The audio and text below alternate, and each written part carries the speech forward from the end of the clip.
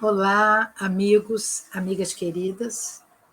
Estamos nós aqui mais uma vez com o projeto podcast Joana de Ângeles. O nome do nosso programa é Com Joana de Ângeles em 30 minutos.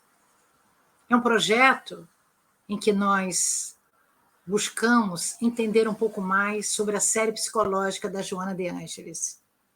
Nós estamos no episódio número 5. Ainda estamos de 15 em 15 dias, às quintas-feiras, para que todos possam poder, às 19 horas, estar conosco. Este é um projeto do Centro Espírita Amor e Caridade, SEAC, em que eu e a Laila Fernandes, produzimos. Sabemos que ainda estamos com alguns probleminhas, mas nós estamos tentando resolvê-los.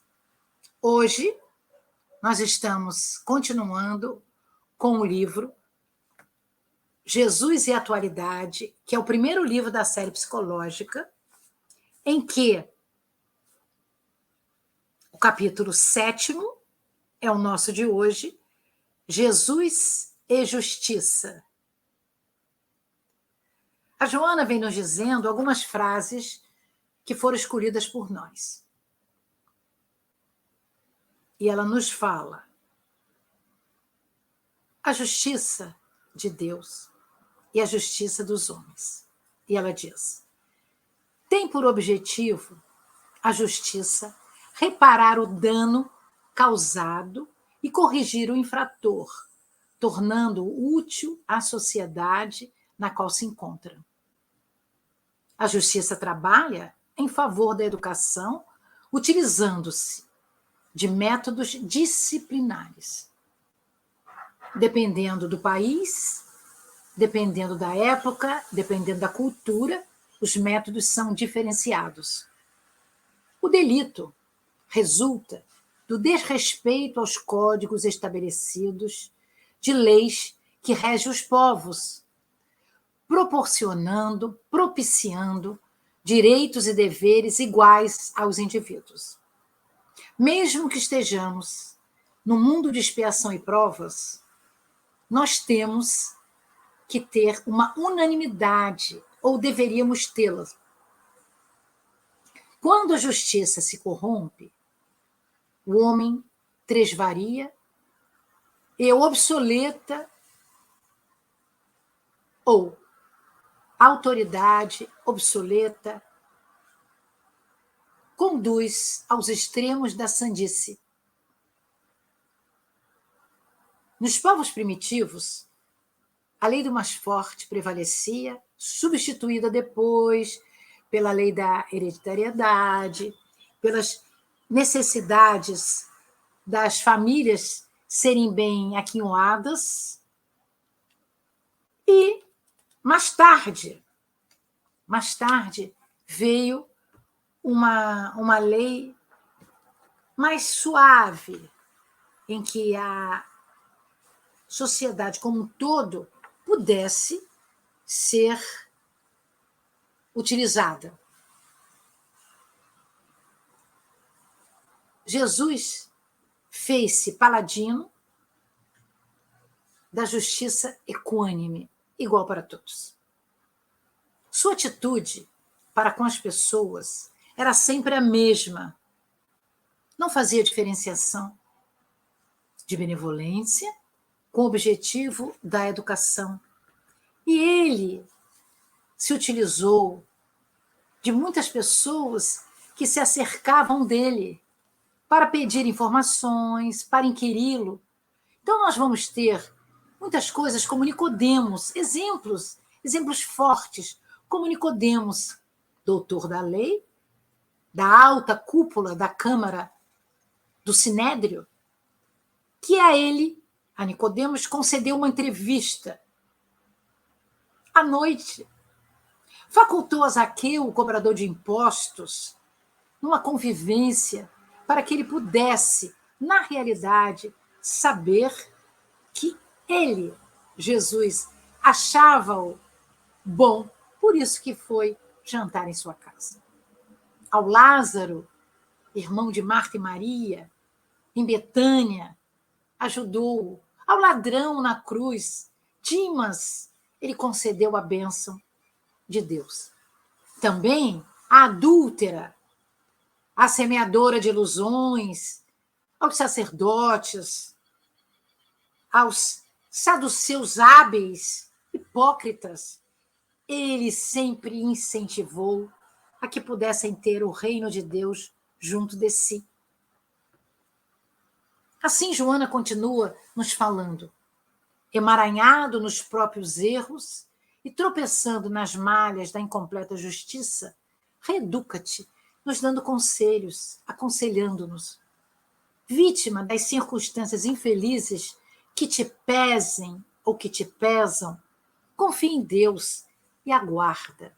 Então, ela nos orienta a calma, a paciência, a suavidade dos nossos sentimentos e das nossas emoções. Vítima das circunstâncias infelizes que te pesam, repetindo, confie em Deus. Isso é uma frase maravilhosa, porque às vezes nós colocamos em Deus o nosso sofrimento.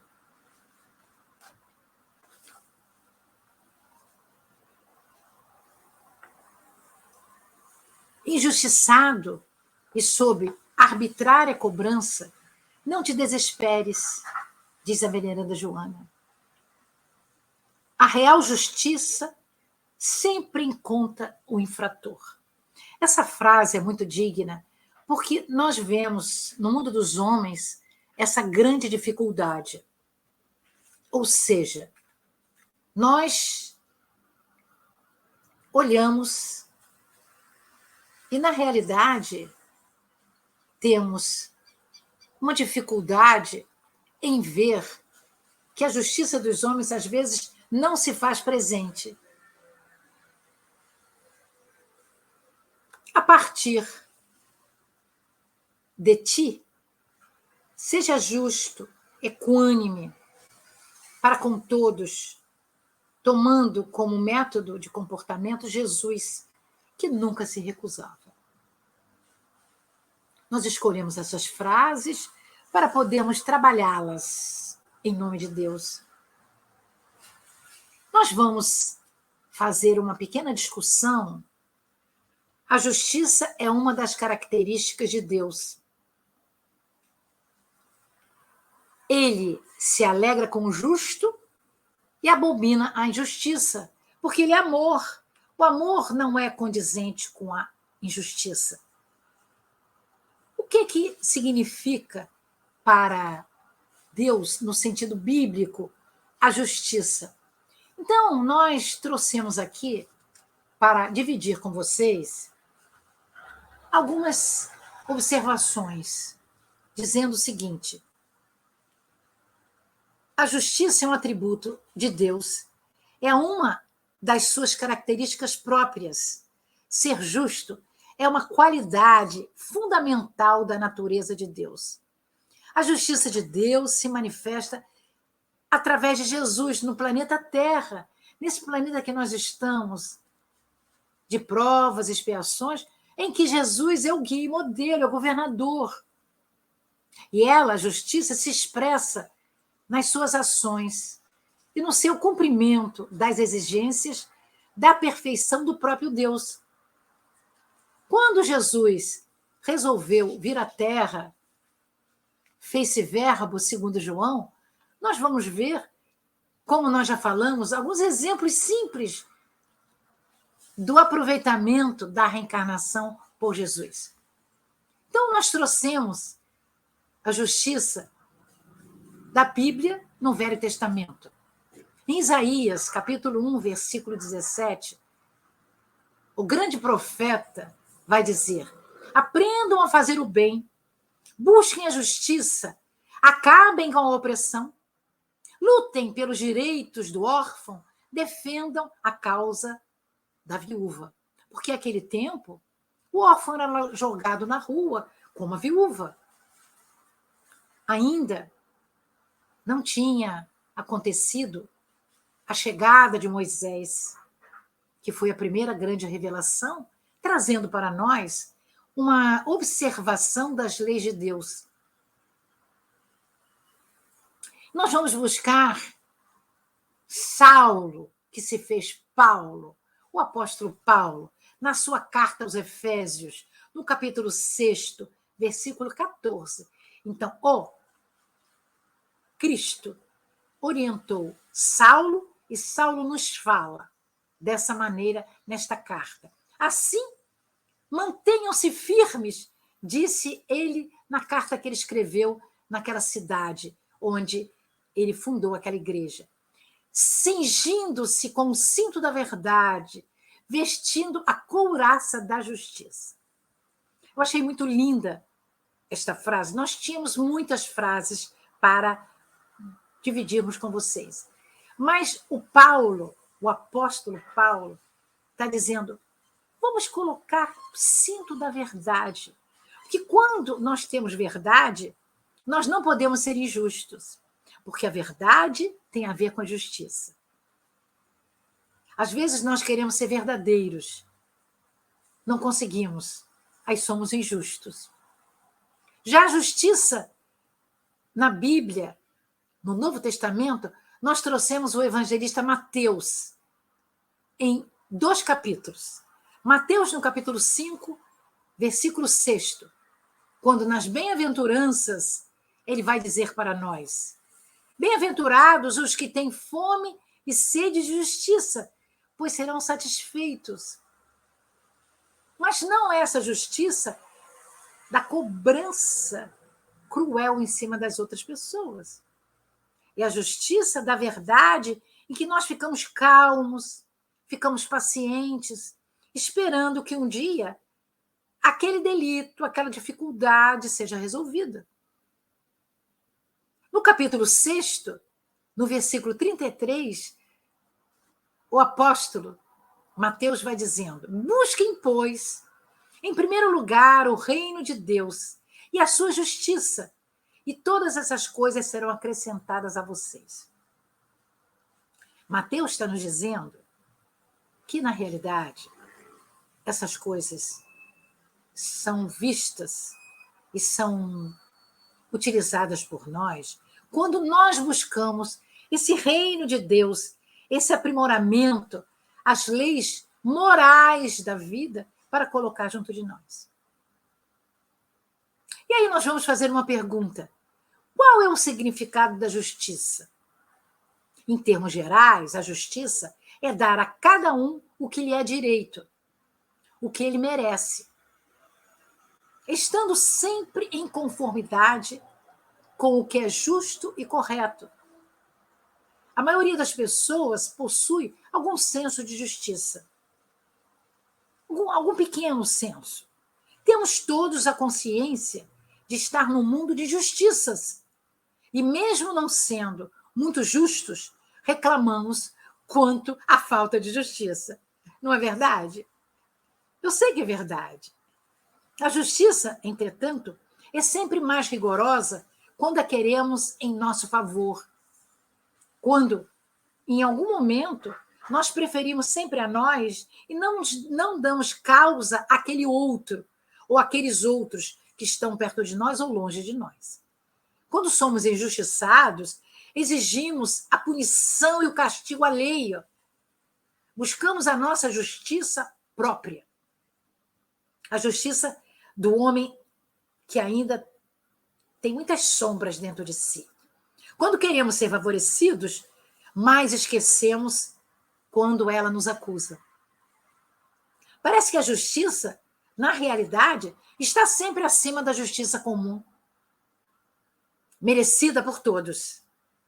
Mas será, perguntamos, que a justiça humana está tão distante da justiça divina? Infelizmente está. Infelizmente ainda é assim, meus amigos.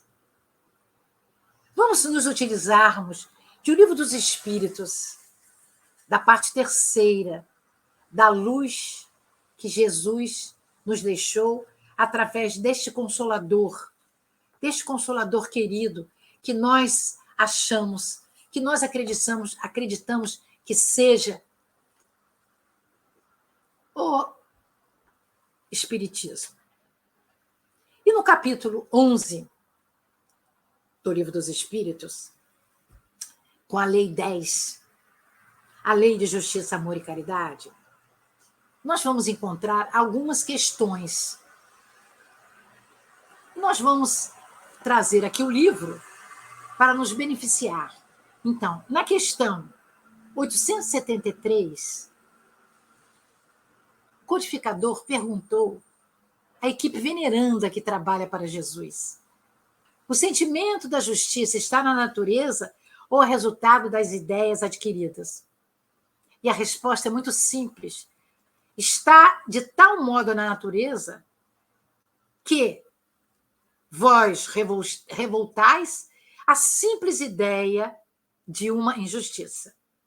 Na questão seguinte, 874, ele volta e pergunta: sendo a justiça uma lei da natureza, como se explica que os homens a entendam de modos diferentes?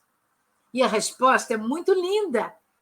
Sendo a justiça essa lei, é porque, em geral, se misturam paixões que alteram esse sentimento, como acontece com a maior parte dos outros sentimentos naturais, fazendo com que os homens vejam as coisas sob um falso ponto de vista, sob um ponto de vista próprio. Eles se veem como aqueles detentores da sua justiça, como nós falamos anteriormente.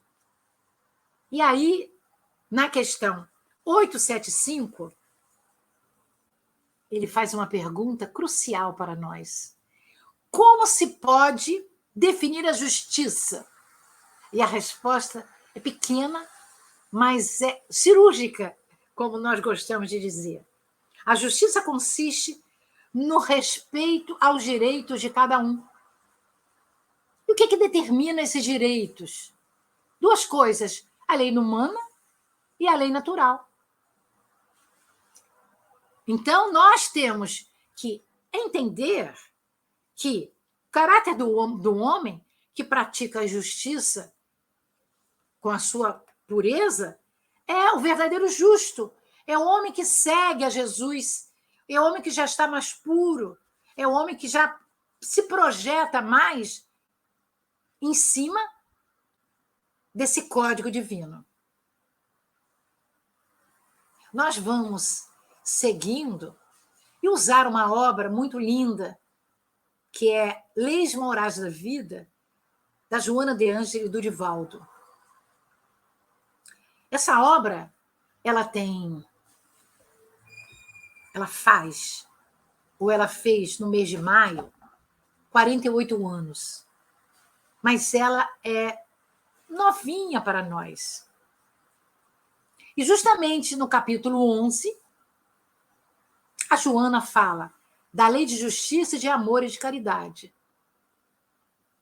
E ela fala da definição da justiça, mas na questão seguinte, 886, e nas outras, ela vai dizer qual o verdadeiro sentido da palavra caridade, como a entendia Jesus. Está lá no Livro dos Espíritos, e ela trouxe para nós benevolência para com todos, indulgência para a imperfeição dos outros, perdão das ofensas. É o famoso BIP. Mas será que nós usamos esse BIP para todos? Como é que nós entendemos isso ante o amor de Deus? Como é que nós entendemos isso? Quando nós já estamos envoltos em problemas que comumente nos assaltam na trilha da nossa evolução, nós resvalamos nos nossos erros, nas nossas sombras. Talvez não consigamos alcançar imediatamente esse BIP. O amor, entretanto, nos falará em algum momento, nos alcançará para que a meta da nossa paz aconteça. Devemos, portanto, de fazer um desarmamento íntimo, nos desarmarmos, das nossas dificuldades, da nossa intolerância, da nossa busca pelo bem maior. Vamos, às vezes, justificando o injustificável. Nós vamos, de fato, não querendo melhorar, porque achando que nós sempre temos a razão. Às vezes somos violentos, inditosos, agressivos. Temos algum tipo de vingança que a gente diz assim: ah, mas Deus toma conta de você. Isso é uma vingança branca, meus amigos. Porque nós colocamos em Deus o critério do julgamento. Mas não é Deus que julga, é a nossa consciência. Então vamos deixar o outro, que o outro possa um dia estar desperto na sua consciência. Infelizmente, na realidade, às vezes as pessoas não têm ajuda, não têm entendimento, não têm fraternidade e sofrem muito mais do que precisam. Se nós somos e queremos ser amigos do Cristo, se nós somos e queremos ser a família que o Cristo nos deixou na Terra, como é que podemos querer caminhar longe dele? Vamos nos desarmarmos para sermos mais felizes. Não vamos agredir, nem com a palavra, nem com o gesto, mas tudo começa no nosso pensamento. Esse nosso pensamento tem que ser harmonioso, a ponto de nós termos caridade com os nossos adversários. Às vezes não temos adversários, nós temos pessoas que não são empáticas conosco. Nem Jesus teve toda a empatia, à sua época, daqueles que ele convidara para renascer. Nós não podemos querer ter a empatia de todos. É muito correto que nós nos precavamos contra a irritação e a cólera em relação a essa pessoa que, de alguma maneira, nos feriu, falou mal de nós, fez alguma coisa para diminuir o nosso trajeto. Vamos nos apaziguar conosco. Porque quando nós estamos apaziguados conosco, o outro fala, como a Joana diz, o problema é do outro, não é nosso. Mas quando nós voltamos para o outro e reclamamos do outro e desejamos mal ao outro, o problema é nosso.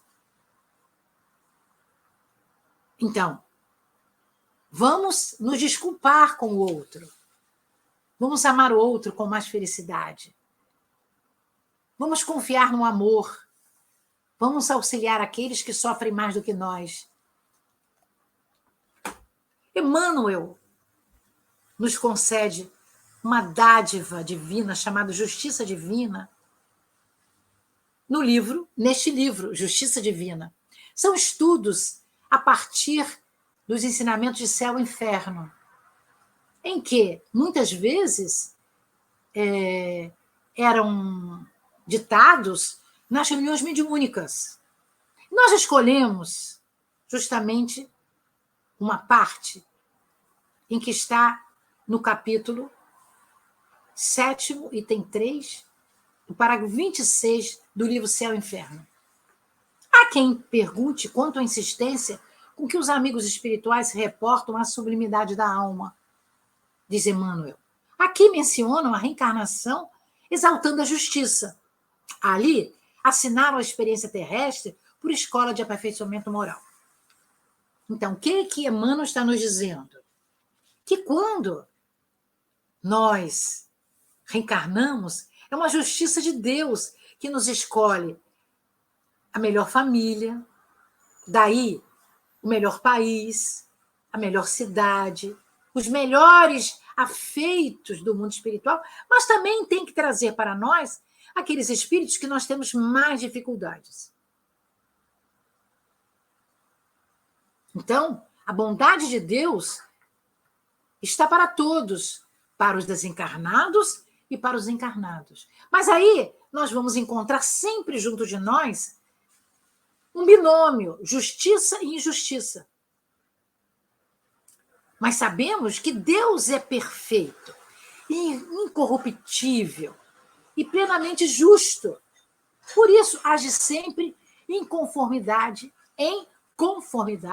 com a sua justiça. Ele é o padrão da honestidade, da verdade, da integridade.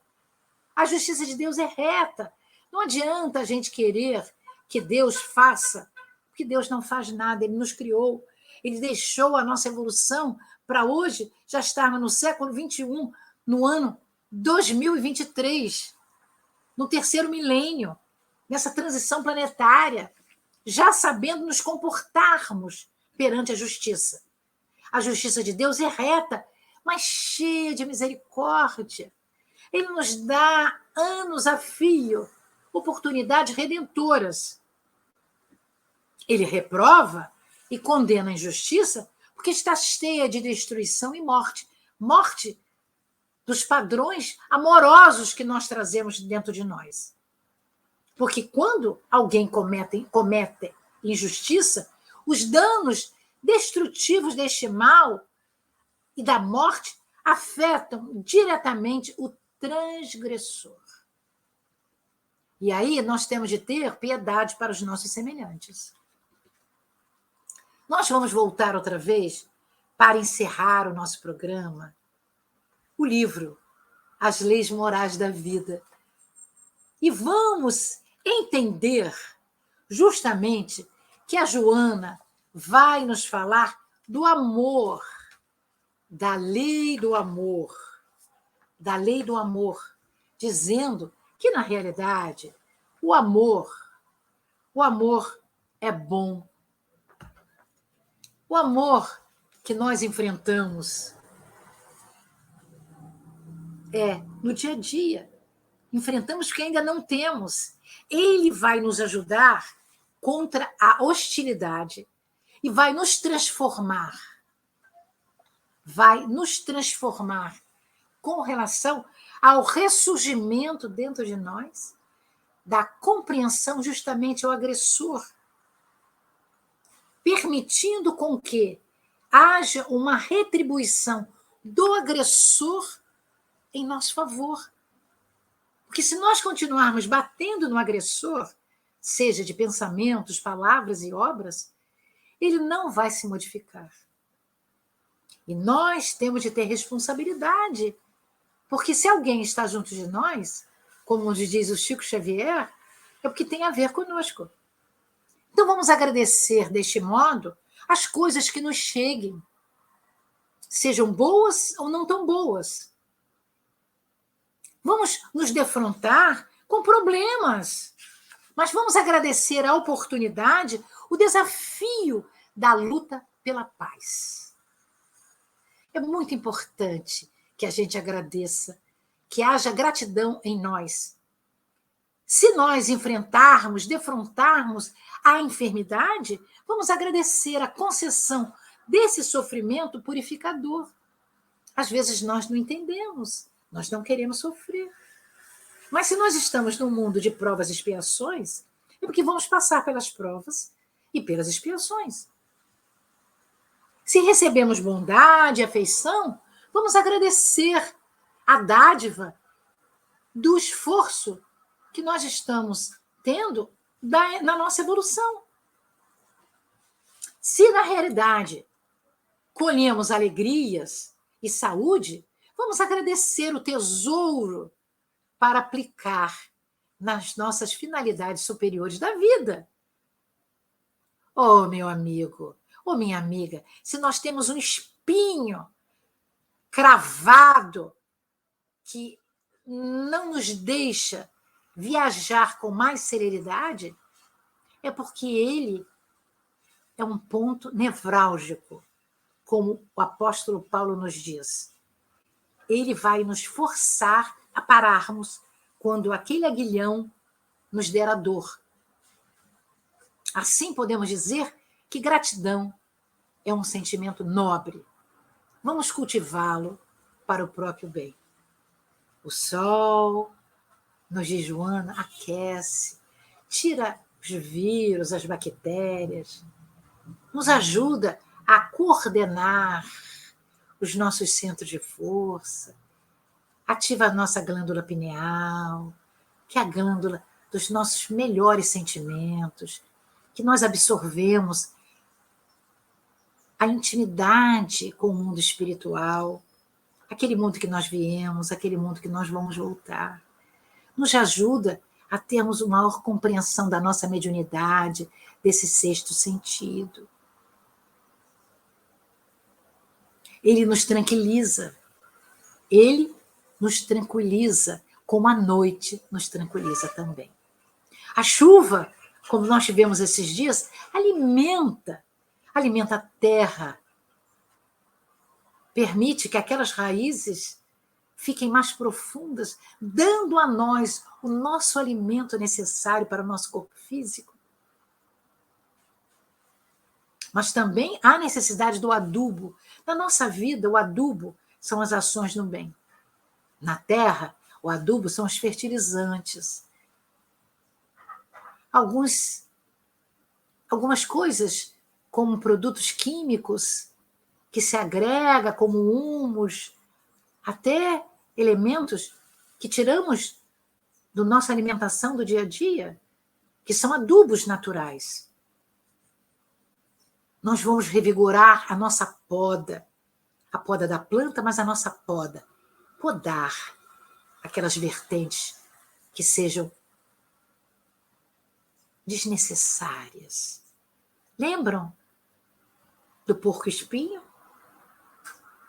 Que para eles poderem viver em coletividade, eles não podem se mexer muito, porque um machuca o outro. Então, assim somos nós. Vamos podar esses espinhos que nós temos para que possamos viajar no cosmos. Vamos agradecer sem cessar as doações divinas, que elas fruem de nós, esparzindo gratidão onde estejamos. Não importa onde estejamos, em qualquer lugar nós podemos exalar o nosso perfume, a nossa voz, a nossa bem-querência. Assim nós chegamos ao nosso final, meus amigos, desse nosso programa, do podcast número 5, com Joana de Ângeles, em 30 minutos.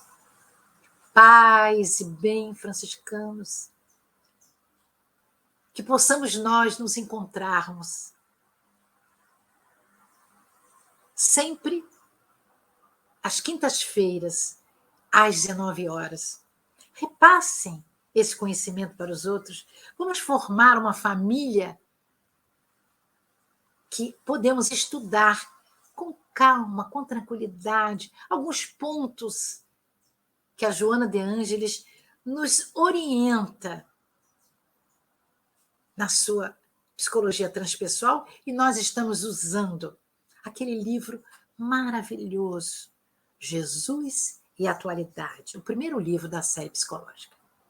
Vamos nos despedindo de vocês, agradecendo a oportunidade de estarmos juntos e que todos nós possamos nos sentir agraciados pela divindade, gratos por sermos filhos de Deus, porque estaremos unidos a Ele para sempre, por isso que jamais morremos. Paz e bem, franciscanos, que daqui possamos estar juntos daqui a 15 dias.